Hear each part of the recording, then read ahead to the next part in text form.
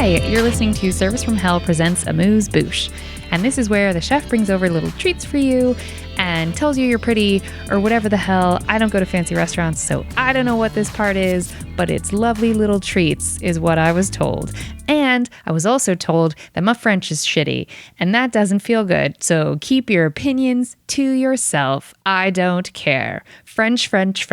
I'm not good at it. So in this segment, Amuse Bouche is going to be listener letters. Y'all asked for more. So guess what? We give you what you want in this podcast. We're here for you. We got a bunch of questions, and I'm going to break this up into a different episode later to answer all of them.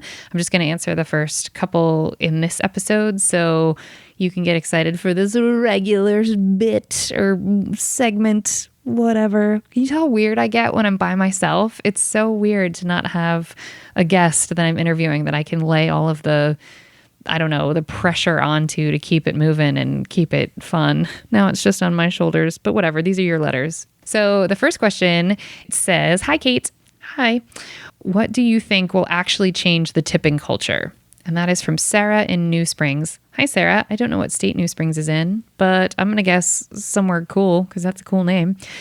Okay, what do I think will actually change the tipping culture? I'm going to, obviously this means in the States. We've talked about it on the podcast a million times about, what is frustrating about the tipping culture is the fact that it even exists and that we have to depend on it if we work in the service industry at all. Well, not at all, but in some version of the service industry. I'm crushing the answer to this question. Really, I'm doing this and I'm not going to edit this out. I'm going to keep this in so you know that I'm doing great. So to answer the question, it has to be a policy change, right? So it can't be just a bunch of people banding together and saying, yeah, we don't tip because we are deciding that we are changing the tipping culture. No, as I've said 1,000 times on the podcast, you're just hurting the person that just brought you your drinks or food or coffee or fill in the blank. That is really the commentary that you're making, is that you think that person should be sort of financially injured or financially punished for the stance that you are allegedly taking. So I think it has to be from a policy change perspective, and this is probably a really boring answer, but increased minimum wage and, incentivizing the staff to get a percentage of sales from the actual restaurant. It's a great question that I probably should have thought of the answer to prior to turning on this recording. But I'm open to suggestion in what anyone thinks, because I have had people actually tell me, having heard the many times where I have said, don't just screw the person that's waiting on you in the moment to make a point. Many people have said to me, yeah, but how else is it going to change? And we think that is the first step, is that you all have to get upset enough and then group together, and then you change it from the inside by going to the restaurant for whom you work, or the bar, or the whatever. And the difficulty is, at least in LA, is that a lot of us that work in customer service have aspirations to do something else. That is not to say that is true for everyone that works in customer service, particularly in the restaurant and hospitality industry. That isn't necessarily true. Some people are lifetime career people in that lane and they love it, and God love them, keep going. It's amazing. I don't have the stamina for it. But because of that, asking us to then do yet another flippin' thing in the laundry list of other stuff we have to do that isn't that particular customer service job. Like in our heads, we're thinking, okay, I got to record this audition at this time, or I've got to edit this project I'm on, or I have to, buy clothes for this photo shoot, or whatever it is, which are all choices, right? We all choose to be in the industry, particularly in LA, if we're doing that, to then tell us also band together and form some kind of, union stronghold with your restaurant. The thought of that makes me want to pluck out my own eyeballs. Like, I just cannot imagine doing that. Yeah. So I understand that the argument is that it has to come from within, and I agree with that to some extent, but there's also, a lot of restaurants and bars hide behind the umbrella of, well, food costs are high, labor costs are high, this is high. And in Los Angeles, a lot of that is primarily, it's true, but I know what y'all pay for the bottles of liquor that are on the shelf. Some of y'all have been dumb enough to show me what that invoice looks like. And I know the profit you're turning per bottle. So I don't really know. I don't know what the food breakdown looks like, but I don't know. I feel like that's a pretty convenient excuse from a restaurant or a bar to say, sorry, that, we don't turn enough of a profit. It's like, why do people keep getting into that industry then if the profit margins are razor thin? I don't know, y'all.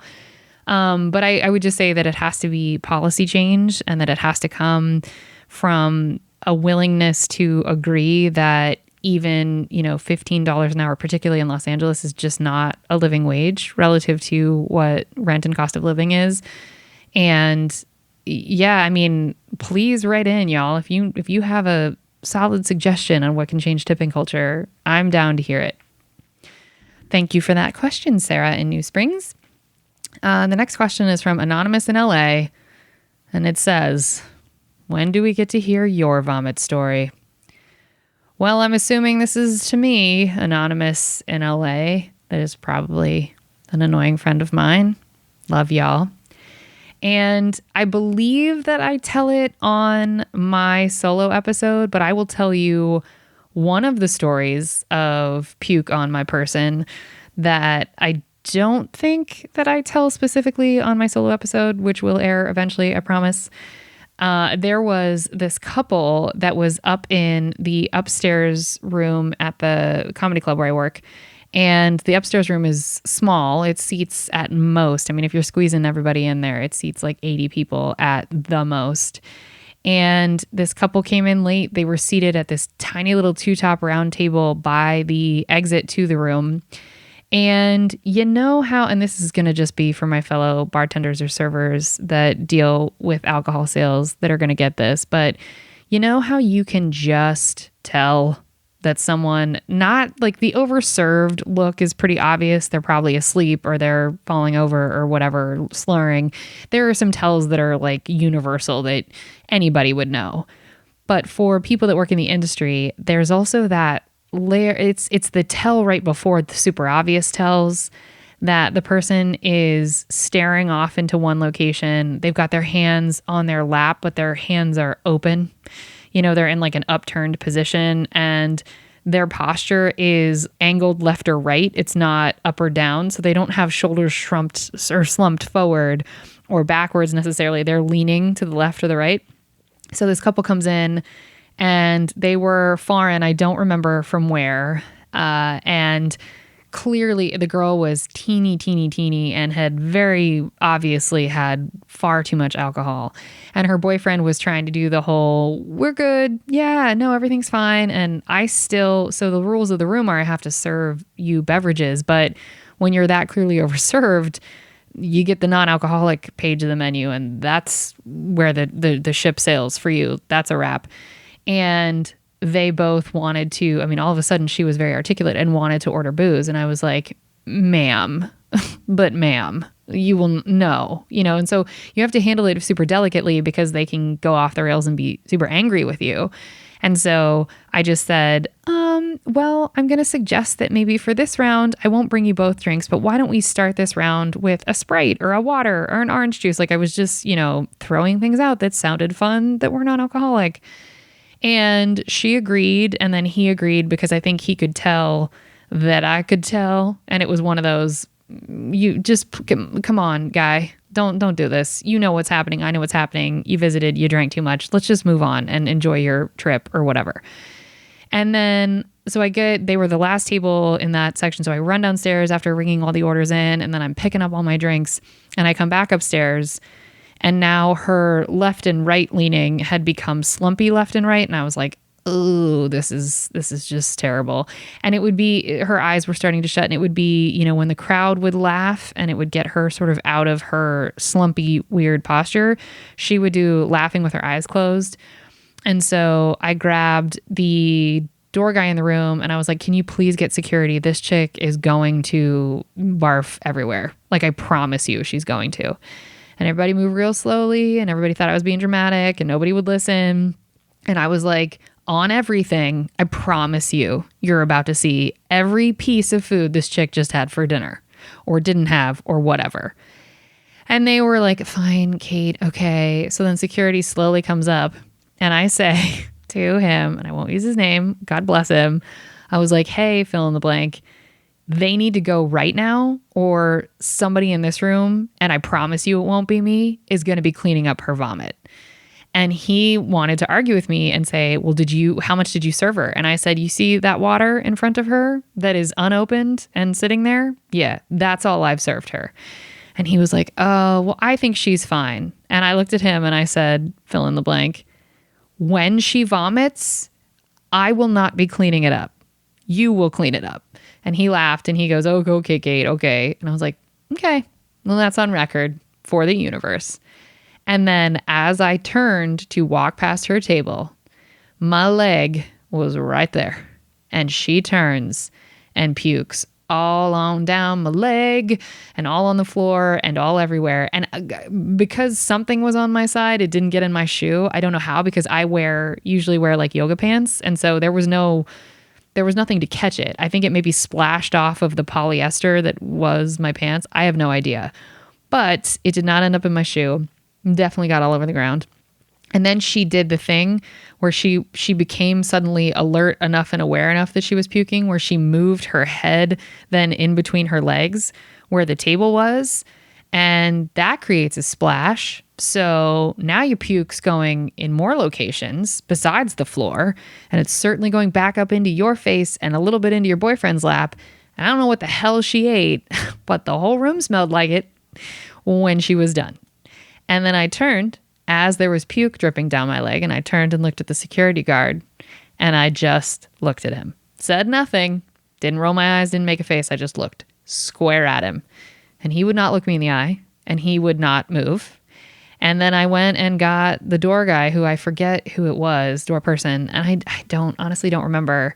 And that person then had to get the vomit stuff, and I don't know what you call it, the vomit absorber, and proceeded to, pour it all over that. And that, by the way, also has a really specific odor. This is making anyone listening just really sick. I hope no one's eating, or I do hope you're eating. Whatever. I'm sorry. No, I'm not. Live my life for a day. And so that vomit absorber has a very particular smell. So that starts engulfing the room. And thank goodness the show was, I think there were only a handful of comics left. Considering they were my last table that I had to get the order from, I'm pretty sure there was probably only like an hour left of the show or whatever, maybe 45 minutes or whatever. And I just remember thinking, what job is worth this? What job is worth being barfed on? And I mean, I tell so many stories on my solo episode, but yeah, I definitely that is one of my vomit stories. And the reason that I always ask if people got puked on is because when it happened to me, everyone sort of reacted as if it were the most common thing on the planet. And it was just like, yeah, dummy, people barf at this job, and yep, they're going to barf on you. And so I was like, well, maybe I'm the idiot. Like, am I the asshole for having a reaction to this? Okay, maybe I should just roll with it. And then like several days later, I was like, I don't work in medicine. I'm not at the hospital. I work at a comedy club. No, I should not be prepped and ready at a moment's notice for someone to vomit on me. And look, we've all been sloppy, or a lot of us have been sloppy. And like, I'm not the overconsumption piece or the overserving piece. I'm not here to tell anyone about that part of their life or that chapter that they happen to be in. But I just remember thinking, why is this being so normalized? This is disgusting. Like, this is human waste. Anyway, I was dramatic, folks. I know that's surprising for everyone listening. I was being very dramatic about it, but I thought it was so disgusting. And so that is why that moment and that incident is what inspired me to add that question. But prior to Carl Tart's episode, what up, Carl? There was no one had said yes to it. Everyone, I mean, a doctor, okay, doctors don't count, but none of my fellow bartender friends or, server friends had said that had happened to them. And so I was like, am I the freak show here? How has not everyone had this experience? So again, something that isn't normal got normalized. No, thank you. So no, I'm all set on that happening to me ever again. Okay, so thank you, Anonymous in LA. Jackass friend. Okay, so Javier from Boyle Heights, which is a really lovely neighborhood in Los Angeles, has written, Hi, SFH, which I love. Question for you. Why do bartenders act as though they have the most difficult job and deserve to be tipped the most? End of the day, they're pouring liquid into a cup or popping the cap off of a bottle. Why are cooks not tipped the most? They're surrounded by nothing but fire, heat, and order after order. The cooks sweat their asses off making food, all caps. End of the shift, the cook has to clean the kitchen, which is far more difficult than cleaning the bar. Health violations live or die by the cleanliness of the kitchen. I'll take it a step further. I wish the waitress could sidestep the bartender. Aside from mixed drinks, the waitress could get beer, wine, and shots. Instead, everything gets bottlenecked with ... the bartender. Ask me, a bartender should get a job in porn, and so, okay. Power to the cooks and waitstaff. Javier from Boyle Heights. I'm not going to read the end parts. Okay, thanks, Javier. So this is a tough question to answer, Javier, because I have bartended, but I've also served. I've also food run. So I've hosted. I've seen the sort of hierarchy chain of, it's really... it looks bartenders are on the top of the food chain or whatever in the positions that are not of management. And yes, I think in some cases they are just pouring liquid into a cup or taking a cap off of a bottle, but anywhere high volume, it is a tough job, right? It's like you have to be fast and on your toes and you have to be taking 5 drink orders whilst you're pouring 5 more. And I do think that it is very draining and taxing. Having done it, it is... you would think that people would be understanding of the line of humans they see around them. And I'm guilty of this too. It's like once you get to the front of the bar, you're like, why is this person not looking at me? And it feels deliberate and personal, and it's usually not those things.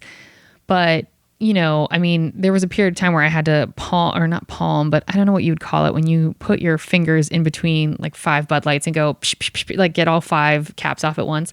And I felt very cool, first of all, because I am cool. And that was a cool move. But doing that, I snapped one of the bottle caps into my pinky and started just gushing blood. And I was like, if these fools don't think that these 5 bottles are still going on the bar and they will be taking these bottles and they will be moving forward, they are incorrect. So I just did it very quickly. Yeah, so at the end of the day, it is potentially pouring liquid into a cup or a cap off a bottle, but there are craft bars and there can be more complex drink making, and it is a lot of really quick thinking, and it is customer interfacing. I mean, the thing with the kitchen is that you're not customer interfacing. You have to deal with the servers who come back and yell at you, which is, I'm sure, probably more annoying.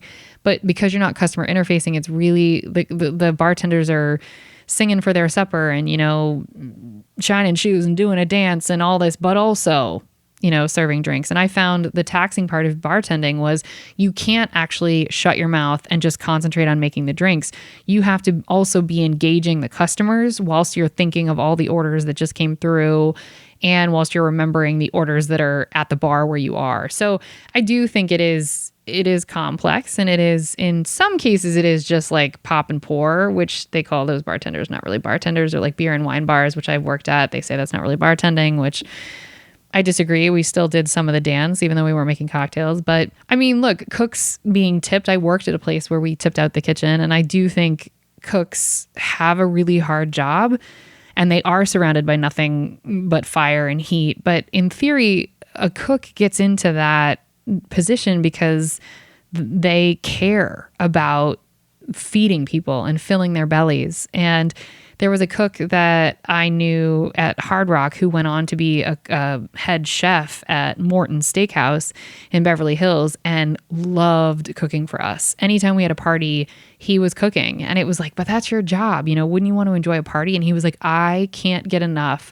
of watching people taste the things that I eat and enjoy those things and smile and have a great time. He said, that is my whole fulfillment in life. So he said, parties with me cooking are equally enjoyable as they are for you sitting there. So I would agree that cleaning a kitchen is a nightmare. It's an actual nightmare.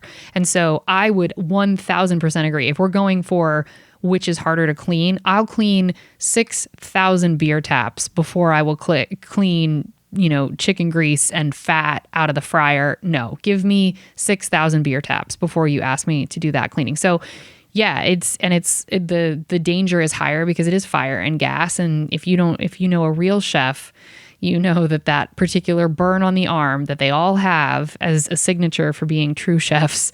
What up, Lee? You have the same burn. That is indicative of how hot and terrible it can be back there. And your statement, Javier, that health violations live or die by the cleanliness of the kitchen, that is accurate. No question. And listen, when I've been a server at a slow bar, I 1000% agree with you that I wish we could sidestep the bartender at times, especially when the bartender is just leaning against the rail and just chatting away. Yeah, that's very frustrating because the waitresses could get beer, wine, and shots. But I would say, even though it gets bottlenecked by the bartender, just from a purely legal standpoint, there is sometimes the bar gets bottlenecked because the management tells the bar to get bottlenecked, if that makes any sense. Look, management wants to make money. That's the bottom line. So does the restaurant. So do the servers, bartenders. Everybody wants to make money. But when you get for example, a street party that comes in Santa Monica in the middle of the summer, and it's a bunch of, no shade, but this is a real story, a bunch of tall volleyball players who are all in their late 20s trying to relive their college glory days, or when they played professional volleyball and they were just out on the beach playing, and they are rowdy and crazy and screaming and clearly have already been overserved. Then the goal is to bottleneck the bar a little bit and make the bar seem just a hair busier than it might actually be, because you also, slowing service is a real technique, I guess, to get people to not be overserved. And particularly, I can only really speak to California because I've bartended I've bartended and served elsewhere outside of California, but I know the laws better in California because they're just more, I guess, present for me. Although it's been a year. What up? A year of being unemployed, not working in customer service. What up? A glorious year. But I can just say in California, there are so many ways that you can come for the bartender or the server or whomever overserved you, gave you too much, whatever that is. Even if you went to the bathroom and you were chugging your own, fifth of SoCo or whatever, or you had a what do they call it when you have a little thing? Why can't I think? Flask. There it is, flask. Even if you're drinking out of a flask in the bathroom, the bar where you were drinking out of that flask, is still liable, even if you have one beer at that bar. If your BAC goes over the legal limit and something happens to you and you want to sue, that's the last place. I mean, you can sue that bar. And so, bottlenecking and slowing service is sometimes a real thing that is done. And as a server, I will just say, especially with the laundry list of other things we have to be doing, if you then added that I need to start pouring beers from the tap every time, or pouring wine out of the bottle or whatever, I would be frustrated because when I bartended at this bar in Santa Monica that Angelique managed, what up, Ange? There was a server there named Megan. Hi, Megan. And we would work the Friday day shift together. And it would come into happy hour, and Friday happy hours are always bonkers, and particularly at this bar.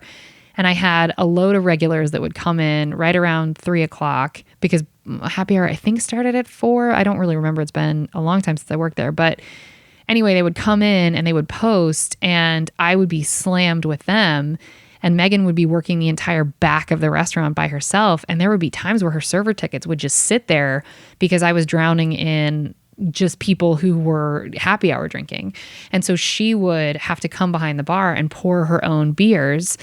And she was a bartender too. Like, she knew what she was doing, but it was frustrating for me because I knew she was going to have to tip me out, and I didn't want to take her money because I would be making more money because my bar would be full and she would be pouring her own drinks. But what would also be difficult would be when she would misread my flow, and it would be like her server tickets were immediately next. I just needed her not behind the bar. And this didn't happen often. Megan is great. I'm not coming for her, and she helped me a ton. But it would be difficult because I would have a flow of like, all right, I'm going to get these 10 people, beer, here we go. And then I'm going to hit the taps for all of her server tickets. And so it's just a function of how people work. These are valid questions, Javier. I'm not coming for you. I think there are times when, as a server, I have wanted to sidestep the bartender when there's that ego dance of, like I said, of them sitting on the rail and just picking their nose and just wanting to chat up someone or show them pictures on their phone. And I'm sitting on 5 tables that all need drinks. Yeah, that's really frustrating. And it seems like Javier probably has had some bartender issues. Not going to judge it. I get it. Bartenders can be egoic, having been one. I get it. But yeah, like the cooks and the wait staff, I mean, that there are not baseball teams. I don't know what I want to call it, but there are like divisions in all of the departments because everybody thinks that their department has it worse. And you could argue in each individual case that there's a fair argument that, yeah, everybody has their own hiccups and heartaches. But yeah, I think that's going to do it for listener questions. I hope that answers everybody sufficiently. And if you all have questions, please email us here at servicefromhellpodcast@gmail.com. And we would love to hear from you, and we would love to see your receipts or hear your stories. And yeah, these don't have to just be questions. I would love to read your stories. And we are going to probably start throwing it. Well, I don't actually want to tell you what we're thinking of doing. We're going to change some programming stuff just to change it up. Keep it exciting. Why not? What's the point of anything? Nothing. Who cares? So thank you all so much for listening. And if you want to help us out here at Service from Hell, then you can find us on all the socials. Well, not all of them. You can find us on Instagram. That's it.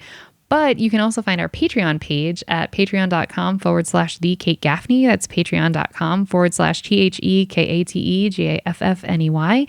And there we want to just thank the overwhelming support we've already gotten there. We are humbled and so excited and so grateful, and hope that you guys are liking the bonus content that is there and my stupid videos where you see my stupid face just being dumb. And yeah, shout out to all of you. Thank you all so much. We are so grateful. And remember, folks, even though we got a question about it, if you can't afford a tip, you can't afford to go out. So don't be garbage and be good to people. It's easier that way. Good night, everybody.